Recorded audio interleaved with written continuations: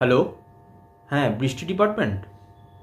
হ্যাঁ, বলছি একটা কথা বলার ছিল আপনাদের।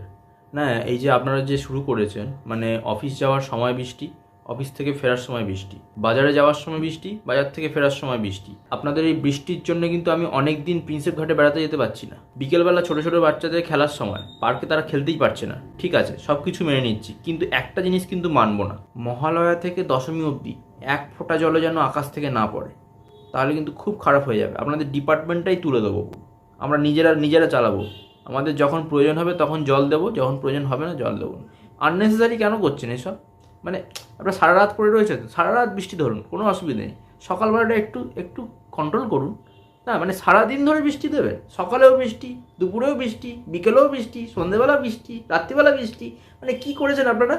মানে এত এত জল কোথায় ছিল আপনাদের কাছে? চাষ করার জন্য জলের প্রয়োজন, তার জন্য বৃষ্টির প্রয়োজন, তার জন্য একটা নিয়মিত একটা লিমিটের বৃষ্টির প্রয়োজন। সারাদিন ধরে বৃষ্টিগুলো তো সব ফসলে ভেসে যাবে না। আপনাদেরকে বন্যা করতে কে বলেছে? একটা কোনো মেজারমেন্ট নেই আপনাদের নাকি? মেজারমেন্ট ডিভাইস সব গেছে নাকি?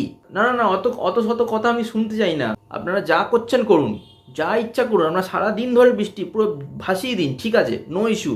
কিন্তু দুর্গাপূজার সময় যদি এক ফোঁটা জল পড়েছে না মাথায়, দেখবেন তারপরে আপনাদের কি করি। কোটি কোটি টাকা খরচ করে সবাই শপিং করবে, বেড়াতে যাওয়ার প্ল্যান করবে, আর আপনারা বৃষ্টির জল দিয়ে যদি সেই প্ল্যান ভেস্তে দেন না, তাহলে দেখবেন আমি আপনাদেরকে ভেস্তে দেবো পুরো। করে রাখলাম কিন্তু।